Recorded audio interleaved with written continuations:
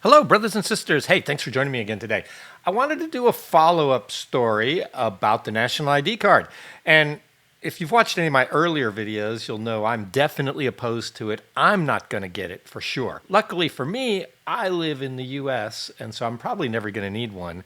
And I'm also never likely to work in the UK again. But if I do have a national insurance number that used to work. So hopefully that'll work for me if I ever need it. Definitely on record of being against this. I see this national ID as really just a way to take away more of our rights. From the beginning, they said it was all about fixing migration, which is going to do nothing for that. People who are entering the country illegally are still going to come. They don't have national insurance numbers today and they're coming into the country. They don't have passports today and they're coming into the country. Why would a national ID stop them from entering the country? And we're not kicking them back out. What did they deport to so far this year? Tell me if I'm wrong, but it's, and didn't we grow like 700,000 people this last year? Something like that in the UK? So it's nonsense to say this will have anything to do with it. And for people who say it'll stop them from working, well, don't they have to have a national insurance number today? Employers who want to employ illegals are just going to keep doing it. So this is really about something else. And what I've always said is this is really what the Chinese did. The Chinese introduced a national ID, and then basically they introduced a social credit system. And it just makes it easier for the Chinese to control you. Let's watch what Keir Starmer just said while he was in India, and let's see what we think about it. So I think now we need to go out and make that case of the huge benefits that this will bring. There needs to be a national debate about on digital ID. Let me be really clear about it. Firstly, we have made a commitment to do whatever we can to stop people arriving illegally in the United Kingdom. One of the issues is the ability people have to work illegally in our economy. We have to do something about that.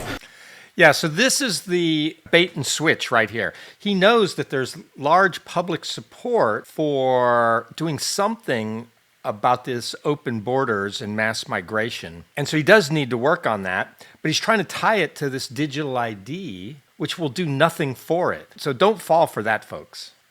We can't shirk that or duck that, and we had a strong manifesto commitment to deal with it. Yes, he's got a strong manifesto to deal with the illegal migration, the open borders. This has nothing to do with racism. People on the left love to say that if you're against this mass migration, that you're a racist. No, there's just too many people, and some of those people are bad and they're raping little girls.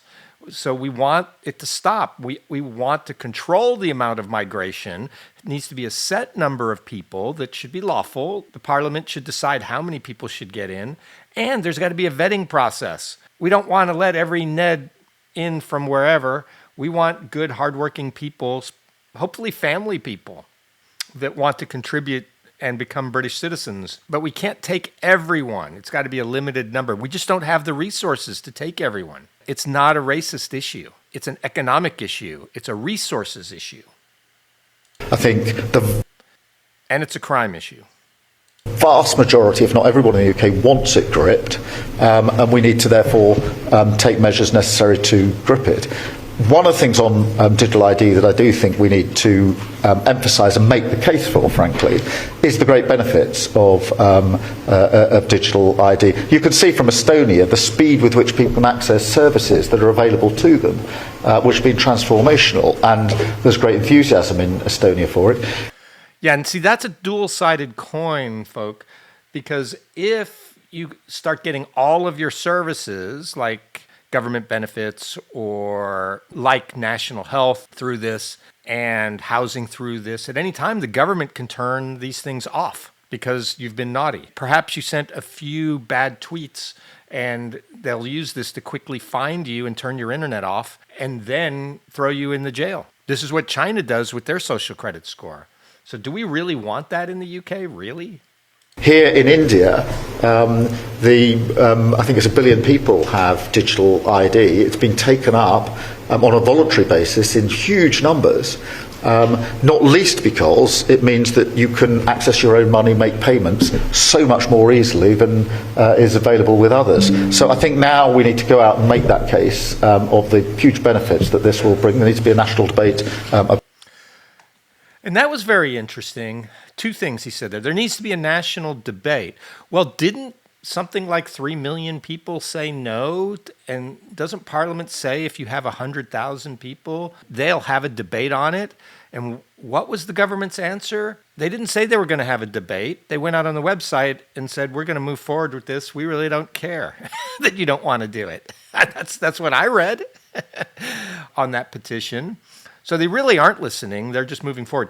And then the other slippery slope there was, what else did he say? A lot of people in India are using this to make payments. So this digital ID will have control over your finances in some form. This is their way to get rid of cash, a cashless society.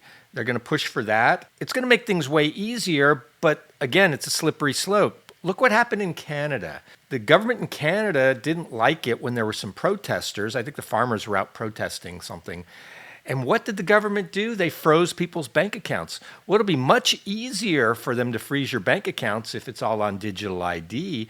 And so what happens when the government can cut off your access to all cash and all transactions? Do you want that? Really? I certainly don't. Anytime the government puts forward these new proposals, I always look at what else are they going to do with it. You know, it's like the Online Safety Act. Oh, it's for the kids. We're going to stop kids from watching porn. And we all agree that's a good thing, right? Yeah. But then what did they do? They put a hit squad out there to find people who were sending naughty tweets and Facebooks about migrants and going and having a chap on their door and arresting them. I think it's still something like over 30 people a day arrested in the UK for saying naughty things online.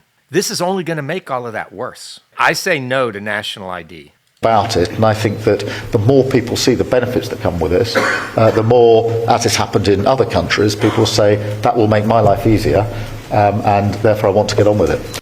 So, brothers and sisters, be careful about making your life easier. The trade-offs many times are not worth it. Hey, let me know what you think. Like and subscribe if you do, and if you don't like it, don't watch it. Thanks, bye.